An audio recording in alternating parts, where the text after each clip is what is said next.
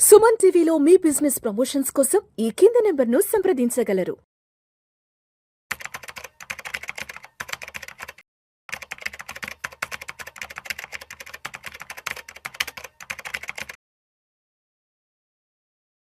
నమస్తే, welcome to Vishnu talks. నేను విష్ణు. ప్రస్తుతంతో పాటు certified financial planner and certified wealth manager Madhavi Reddy గారు ఉన్నారు. మేడం గారితో మాట్లాడదాం. మాధవిరెడ్డి గారు నమస్తే మేడం. నమస్తే అండి. Welcome to Vishnu talks and welcome to Suman TV. Thank you. So Madhavi Reddy గారు, చూస్తున్నాం కదా ప్రపంచ వ్యాప్తంగా కూడా ఎక్కడ చూసినా కూడా అనిశ్చితి, యుద్ధాలు, యుద్ధ భయాలు, ఆందోళనలు. ఏ ఒక్కరిలో చూసినా కూడా ఆందోళనలు, భయం వెంటాడుతున్నది. ఎవరు కూడా ఎక్కడా కూడా ఎవరు ప్రశాంతంగా లేరు, సంతోషంగా లేరు. ప్రతి ఒక్కరిని ఏదో ఒక భయం, ఆందోళన వెంటాడుతూనే ఉంది.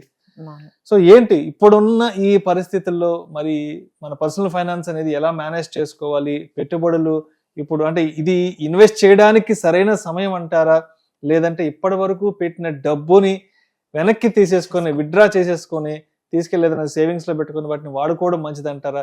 ఎందుకంటే సిచ్యువేషన్స్ ఏమి అర్థం కావట్లేదు మాధవిరెడ్డి గారు. ఒక వారం 10 రోజుల నుంచి అయితే మాత్రం ప్రతి ఒక్కరు భయంతోనే బ్రతుకుతున్నారు. ఎవరు కూడా సంతోషంగా లేరు. కాబట్టి పర్సనల్ ఫైనాన్సెస్ ఎలా మేనేజ్ చేసుకోవాలి? సో ఎప్పటి నుంచో మనం చెప్తున్నాం అండి, అన్సర్టనిటీస్ కి ముందు ఫస్ట్ స్టెప్పే అన్సర్టనిటీస్ ని మనం హ్యాండిల్ చేసేటట్టుగా మన పర్సనల్ ఫైనాన్సెస్ ఫస్ట్ స్టెప్పే అది. అంటే ఎలా అయినా అంటే ఇప్పుడు చాలా మనం డిస్ట్రప్షన్స్ చూస్తూ ఉన్నాము. కొన్ని కంపెనీస్ లో జాబ్స్ ఉండొచ్చు, ఉండకపోవచ్చు. అలానే బిజినెస్లు కూడా కొన్ని రన్ అవుతున్నాయి, కొన్ని రన్ అవ్వట్లేదు. సో మీకు ఈ రోజు జాబ్ ఉంటుంది అంటే మీకు శాలరీ వస్తుందా లేదా ఈ మంత్ ఎండ్ కూడా, అంటే అలాంటి సిచ్యువేషన్స్ అనేవి మనకి ఎక్కువగా కనిపిస్తూ ఉన్నాయండి. దానికి నేను ఎప్పుడు కూడా ఇలాంటి కంటింజెన్సీ అనేది మనం ఎప్పుడు కూడా ప్లాన్ అనేది మెయింటైన్ చేసుకుంటూ ఉండాలి. చెప్పలేం కదండి ఎప్పుడు వార్ ఇంపాక్ట్ ఏ ఇండస్ట్రీ మీద, ఏ మ్యానుఫ్యాక్చరింగ్ యూనిట్ మీద, లేకపోతే ఏ సెక్టార్ మీద అది ఎంతవరకు ప్రభావం చూపుతుందో చెప్పలేం. కాబట్టి సో అందరూ కూడా ఒక కంటింజెన్సీ ప్లాన్ అనేది మనం ఒక 6 months మీది ఏదైతే ఎక్స్పెండిచర్ ఉంటుందో దాన్ని అయితే ఇప్పటికైనా మీరు రెడీగా పెట్టుకుంటే మంచిదండి ఇలాంటి సమయంలో.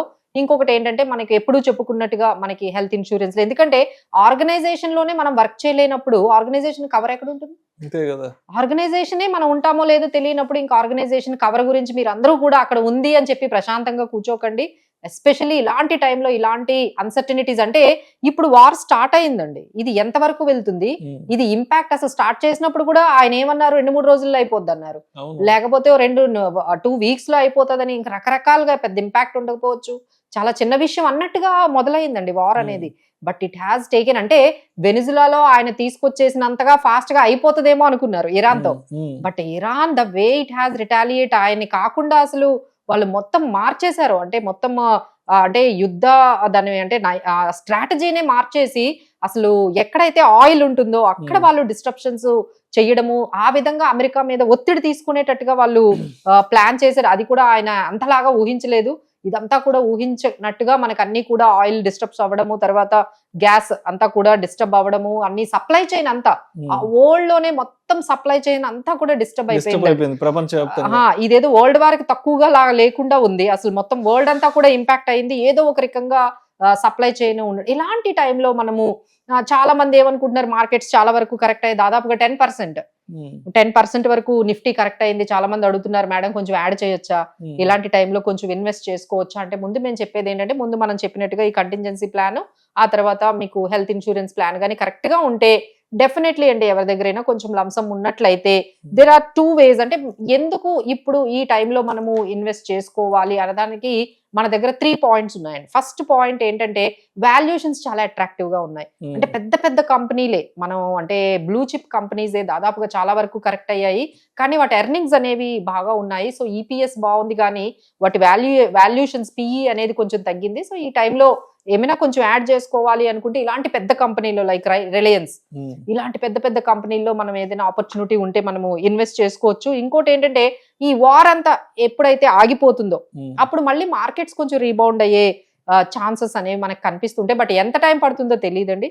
సో అలాంటప్పుడు కూడా మనం ఏమైనా, బట్ ఏంటంటే ఈ ఇన్వెస్ట్ చేసేటప్పుడు ఎవరైనా సరే ఒక 3 నుంచి 5 years మినిమం మేము ఉండగలము అన్న వాళ్ళే రండి. కానీ ఇక్కడ చాలా మిస్టేక్స్ జరిగేది ఏంటంటే, ఏం చేస్తారంటే ఒక లోన్స్ తీసుకొని వచ్చి, పర్సనల్ లోన్ తీసుకొని వచ్చి, లేకపోతే గోల్డ్ మీద లోన్ తీసుకొచ్చి, అసలు మ్యూచువల్ ఫండ్స్ మీదే లోన్ తీసుకొని వచ్చి మళ్ళీ మ్యూచువల్ ఫండ్స్ కొనే వాళ్ళు కూడా ఉన్నారు. ఇలాంటి మిస్టేక్స్ అయితే మీరు చేయకండి. లోన్లు తీసుకొచ్చి పర్సనల్ లోన్స్, ఎందుకంటే ప్రతి దాని మీద మీకు ఇంట్రెస్ట్ బట్టి 10% నుంచి 12% వరకు మీకు ఇంట్రెస్ట్లు ఉంటాయి. బట్ ఇక్కడ ఈ పరిస్థితుల్లో అంత రిటర్న్స్ వచ్చేటట్టుగా మనకు కనిపించట్లేదు. సో ఎవ్వరు కూడా ఇలాంటి మిస్టేక్స్ చేయకండి. మీ దగ్గర లివరేజ్ తీసుకొని అప్పులు తీసుకొని మీరు ఇన్వెస్ట్మెంట్లు అయితే చేయకండి. గోల్డ్ పడింది కొందాము, సిల్వర్ పడింది కొందాము, లేకపోతే స్టాక్ మార్కెట్ పడింది కొందాము, మనం అప్పులు తెచ్చుకుందాము, అక్కడ 8% ఇక్కడ ఏదో 15% వచ్చేస్తాయని ముందుగానే ఊహించి ఈ 4-5% మనము గెయిన్స్ తీసుకొద్దాము అని ఇలాంటి ఉద్దేశం అయితే మాత్రం మీరు పెట్టుకోకండి. ఎందుకంటే ఎంత రిటర్న్స్ వస్తాయి అనేది, దానికి ఎంత టైం పడుతుంది అనేది మనం ఇప్పుడే ఇలాంటి అనిశ్చిత పరిస్థితుల్లో చెప్పలేము. సో అప్పులు తెచ్చి అయితే పెట్టకండి. బట్ మీ దగ్గర ఏదైనా సర్ప్లస్ అమౌంట్ ఉంటే మాత్రం ముందు మీరు ఒక లిక్విడిటీని మెయింటైన్ చేసుకోండి. ఆ తర్వాత ఇంకా ఏమైనా సర్ప్లస్ అమౌంట్ ఉంటే then you can invest in that. తర్వాత ఏంటంటే మార్కెట్ ఒక 2 years నుంచి పెర్ఫార్మెన్స్ లేదు. మార్కెట్ లో ఏంటంటే ఆల్మోస్ట్ ఒక 1.5 year అంటే 18 months నుంచి అసలు మార్కెట్స్ అక్కడే ఉన్నాయి 2 years నుంచి. సో ఒక్కసారిగా మార్కెట్ లో కొంచెం రీబౌండ్ అయ్యే ఎందుకంటే ఎప్పుడు కూడా మనం ఇదంతా అంటే ఎలా చెప్తున్నాం అంటే హిస్టరీ చెప్తుందండి. హిస్టరీ ఎప్పుడు ఏం చెప్తుందంటే ఎన్నిసార్లు వార్ జరిగినా విత్ ఇన్ 1 year లో మళ్ళీ కూడా మార్కెట్స్ రీబౌండ్ అవుతాయని చెప్పి హిస్టరీ చెప్తుంది. అలానే ఎప్పుడైతే ఒక 2-3 years స్టాక్ మార్కెట్ లో రిటర్న్స్ లేవో నెక్స్ట్ ఇయర్స్ కొంచెం రిటర్న్స్ అనేవి కొంచెం మార్కెట్స్ అనేవి రీబౌండ్ అవ్వచ్చు అనే విధంగా మనకి ఈ హిస్టరీ చెప్తుంది. కాబట్టి ఎవరైనా సర్ప్లస్ అమౌంట్ ఉంది అనుకుంటే, but again there is lot of options. Mutual funds లో పెట్టాలా, స్టాక్స్ లో పెట్టాలా, డైరెక్ట్ గా పిఎంఎస్ లో పెట్టాలా, ఇప్పుడు SIF ఉంది, ఈ తర్వాత గోల్డ్ ETFs ఉన్నాయి, చాలా బాండ్స్ కూడా ఉన్నాయి. సో ఎక్కడ పెట్టాలి అనేది మళ్ళీ చాలా బిగ్గెస్ట్ క్వశ్చన్ అండి. సో దీనికి ఏంటంటే మళ్ళీ మీరు ఎక్స్పెరిమెంట్స్ చేయొచ్చు. ఎందుకంటే ఇప్పుడున్న పరిస్థితుల్లో అండి మీరు పోర్ట్ఫోలియోనే మేనేజ్, ఎందుకంటే ఈ మధ్య రీసెంట్ గా ఒక క్లయింట్ ఫోన్ చేశారండి, వాళ్ళకి చాలా ఎక్స్పీరియన్స్ ఉంది. వాళ్ళకు ఒక 70 lakhs వరకు వాళ్ళే మేనేజ్ చేసేసుకుంటున్నారు. 70 lakhs వాళ్ళ డిమాట్ అకౌంట్ లోనే ఇన్వెస్ట్ చేసుకొని మేనేజ్ చేస్తున్నారు. బట్ వాళ్ళకున్న ఈ వర్క్ ప్రెషర్, ఇప్పుడు సిచ్యువేషన్స్ చూసారు కదండి ఎట్లా ఉందో. ఎవరు బిజినెస్లు కరెక్ట్ గా లేవు, ఎవరి జాబ్స్ పర్ఫెక్ట్ గా లేవు, అందరూ ఒక టెన్షన్ లో ఉన్నారు. ఈ టైంలో ఈ వాలటిలిటీలో ఈ డిమాట్ అకౌంట్ లో ఉన్న స్టాక్స్ చూసుకోవడం అంత ఈజీ అండి. ప్రతిరోజు స్టాక్ మార్కెట్ లో చాలా వాలటిలిటీ వస్తుంది. ఒక రోజు పడుతుంది, ఒక రోజు పెరుగుతుంది, ఒక స్టాక్ ఒక సెక్టార్ పెరుగుతుంది, ఒక సెక్టార్ తగ్గుతుంది. సో ఇంతలాగా వాళ్లే ఫోన్ చేసి అంటున్నారు, మేడం మా వల్ల కాదండి, ఇంకా మేమైతే మెయింటైన్ చేయలేకపోతున్నాం, మానిటర్ చేసుకోలేకపోతున్నాము, మా ఆఫీస్ లో ఉండే వర్క్ అనేది అంత టెన్షన్స్ అయ్యి మా పోర్ట్ఫోలియోలో రోజు ఏ స్టాక్ పడుతుందో ఏ స్టాక్ ఎందుకంటే పోర్ట్ఫోలియో ఎప్పుడైతే మీకు 20-30 lakhs అయిపోయిందో, లేకపోతే 50 lakhs అయిందో, ప్రతి చిన్న మిస్టేక్ మీకు లక్షల్లో కనిపిస్తుంది లాస్ అనేది. సో ఒక 5 lakhs వరకు మీరు ఇన్వెస్ట్ చేసుకొని మీరు మేనేజ్ చేసుకోవచ్చు. కానీ ఎప్పుడైతే పోర్ట్ఫోలియోస్ 50 lakhs 60 lakhs అయిపోతాయి, ఇక అక్కడి నుంచి చాలా కన్ఫ్యూజ్ అయిపోతారండి, చాలా భయపడతారు. ప్రతి చిన్న ఇంపాక్ట్ కూడా మీకు లక్షల్లో లాస్ ని తీసుకొస్తుంది కరెక్ట్ టైంలో మనం డెసిషన్స్ తీసుకోపోతే. సో వీళ్ళందరికీ మేము ఇచ్చే సలహా ఏంటంటే మీరు మీ వర్క్ మీద కాన్సన్ట్రేట్ చేయండి. మీకు ఆల్రెడీ చాలా ప్రెజర్స్ ఉన్నాయి, అది బిజినెస్ పరంగా కానీ అఫీషియల్ పర్పస్ గా కానీ మీకు చాలా బిజీ స్కెడ్యూల్స్ ఉంటాయి. So better you go with either ఎవరినైనా ఎక్స్పర్ట్స్ ద్వారా వెళ్ళండి, లేదు పిఎంఎస్లు ఉన్నాయి, SIFs ఉన్నాయి, మ్యూచువల్ ఫండ్స్ ఉన్నాయి, బాండ్స్ ఉన్నాయి, మార్కెట్ లో మంచి మంచి ప్రోడక్ట్స్ ఉన్నాయండి. వాటి ద్వారా మీరు మీ పోర్ట్ఫోలియోని ఒక ప్రొఫెషనల్స్ చేత, ఒక ఎక్స్పర్ట్ అంటే ఇంకా అదే పని మీద ఉంటారు కదండి వాళ్ళైతే so every day mutual funds లో ఉన్న ఫండ్ మేనేజర్లు కానీ, పిఎంఎస్ లో కానీ వీళ్ళందరూ కూడా అదే పనిలో ఉంటారు. కాబట్టి you can give it over these kind of portfolios to somebody to handle. మీరైతే ఎక్స్పెరిమెంట్స్ చేసి ఆ టెన్షన్ ని, ఆ ప్రెషర్ ని, మీరైతే ఆ స్ట్రెస్ ని అయితే తీసుకోవద్దని మేము ఖచ్చితంగా చెప్పగలుగుతున్నాం అండి. సో మాధవి రెడ్డి గారు, మరి అంటే ఇప్పుడున్న సిచ్యువేషన్స్ లో మరి అంటే ఇన్వెస్ట్మెంట్స్ పరంగా మనం what to buy, what not to buy అంటే ఏం చెప్తారు? సో ఇక్కడ మళ్ళీ మనకి కొంతమంది ఉంటారండి, అంటే చెప్పాం కదా, మనం డైరెక్ట్ గా ఇన్వెస్ట్ చేయలేని వాళ్ళు అయితే మ్యూచువల్ ఫండ్స్ లోకి వెళ్ళిపోతే ఈజీగా వాళ్ళు మ్యూచువల్ ఫండ్స్ లో మళ్ళీ నెక్స్ట్ క్వశ్చన్ అరైజ్ అవుతుంది, మేడం మ్యూచువల్ ఫండ్స్ లో ఏ స్కీమ్స్? ఇప్పుడు ఎక్కువగా మల్టీ క్యాప్స్ కి కానీ, ఫ్లెక్సీ క్యాప్స్ కానీ, మల్టీ అసెట్ ఫండ్స్, తర్వాత లార్జ్ క్యాప్ ఫండ్స్, వీటి మీదే కొంచెం కాన్సన్ట్రేషన్ అనేది బాగా పెరిగిందండి. But again that will be changing from client to client, change అవుతూ ఉంటుంది. సో మీకు తగ్గట్టుగా ఆ పోర్ట్ఫోలియోని మనము డిజైన్ చేసుకోవాలి. స్కీమ్ ని సెలెక్ట్ చేసుకోవడం దగ్గర నుంచి ఏఎంసీని సెలెక్ట్ చేసుకునే వరకు చాలా జాగ్రత్తలు వహించాలి. అలానే మనకి SIF అనేది కొత్తగా వచ్చిందండి.